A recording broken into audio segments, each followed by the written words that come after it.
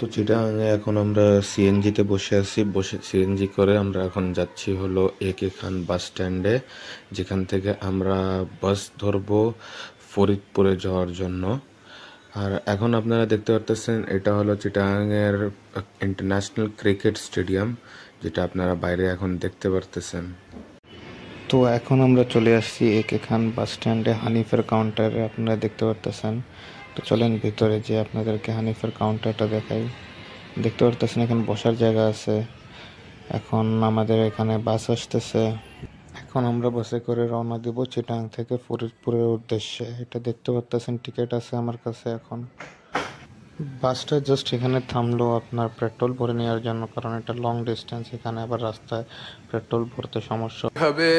আমার মনটা আজও পুরে, দিন কেটে মাস বছর জুড়ে, কল্পনাতে আজও আসো কিন্তু দূর স্বপ্ন হয়ে দিয়েছি সবটুকু তোমায়, নিজেকে পুরো নিঃস্ব করে।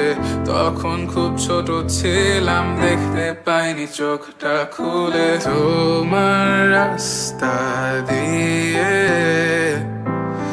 আজও যাই না ভুলে।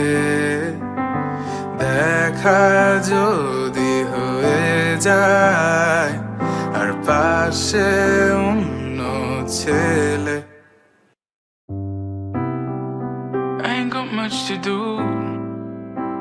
বাসগুলো জাস্ট এখানে থামলো, এখানে একটা জাস্ট ব্রেক নেওয়ার জন্য ছোটোখাটো 20 মিনিটের। এখানে সব বাসগুলোই জাস্ট স্টপ করে, যাতে সব প্যাসেঞ্জার্সরা যেন এখানে একটু নেমে রেস্ট নিতে পারে।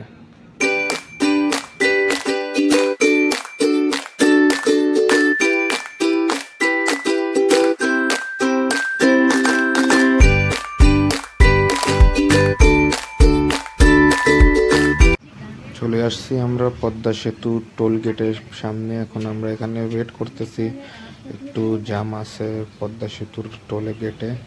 তো এখন কিছুক্ষণের ভিতরে আমরা টোল দিয়ে তারপরে আমরা পদ্মা সেতুর উপর দিয়ে রওনা দেব ভাঙা হয়ে ফরিদপুরে যাওয়ার জন্য।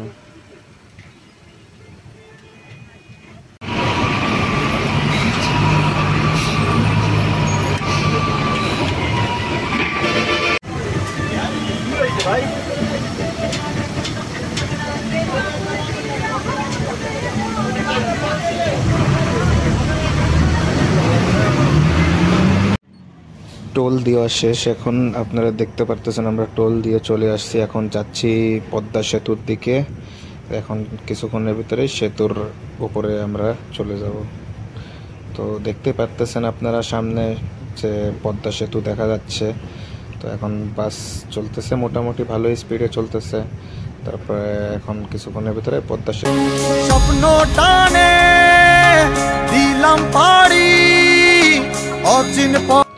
তো দেখতেই পারতেছেন অবশেষে আমরা আমাদের স্বপ্নের পদ্মা সেতুর উপরে চলে আসছি। তো এখন প্রায় রাত 2টা থেকে 3টার কাছাকাছি বাজে। তো এর জন্য পদ্মা সেতু একদম খালি দেখতে পারতেছেন আপনারা। এই ব্রিজটা পুরো সাউথ এশিয়ার ভিতরে one of the largest bridge in south Asia.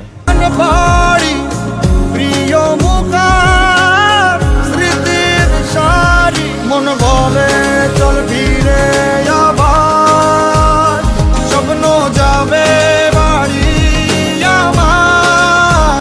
তো আমাদের অলমোস্ট 7 থেকে 8 ঘন্টার মতো সময় লাগছে আমাদের চিটাগাং থেকে ফরিদপুর পর্যন্ত আসার জন্য। তো এটা অনেক ভালো একটা এক্সপিরিয়েন্স ছিল, এই জার্নিটা এনজয় করতে পারি আর নতুন একটা এক্সপিরিয়েন্স এটা।